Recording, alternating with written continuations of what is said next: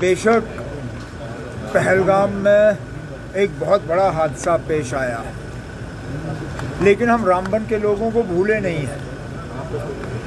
मैं नहीं चाहता था कि रामबन के लोगों को ये लगे कि अब हमारी सारी तवज्जो जो है वो पहलगाम की तरफ है और रामबन को हम भूल गए।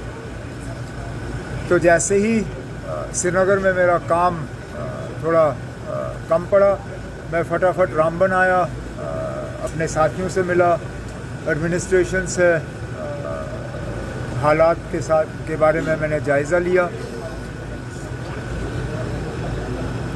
हाईवे वन वे ट्रैफिक के लिए खोल दिया गया है।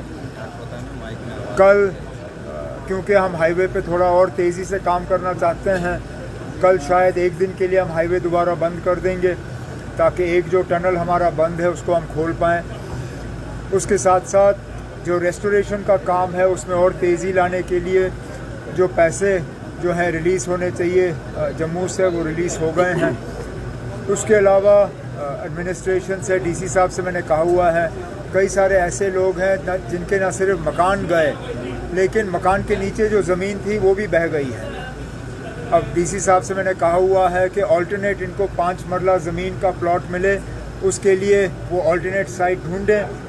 ऑल्टरनेट साइट मिलते ही हम इनको जो है वो 5 मरला ज़मीन जो है वो ट्रांसफ़र कर देंगे।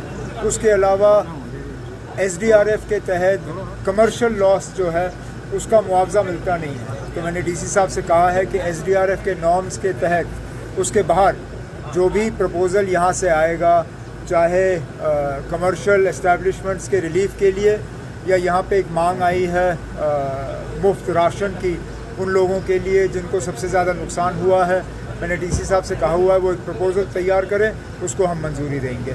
सर यहाँ पे ज़्यादातर साफ़ करेंगे। उसके बाद नाले का जो रुख है जहाँ से पानी इस बार गया उसको हम सही तरीके से उसकी जो है वो रिटेनिंग वॉल्स वगैरह करके ताकि आगे जो है इस तरह का नुकसान ना हो उसका हम इंतज़ाम कर लेंगे। तो बनाने देंगे भाई, मैंने आपसे कहा है वहाँ तो ज़मीन अब रही नहीं, अब ऑल्टरनेट ज़मीन हम देख लेंगे, ऐसी जगह देख लेंगे जहाँ नाले ना हो, जहाँ पे इस तरह का जो है नुकसान ना हो, वही हम देख लेंगे।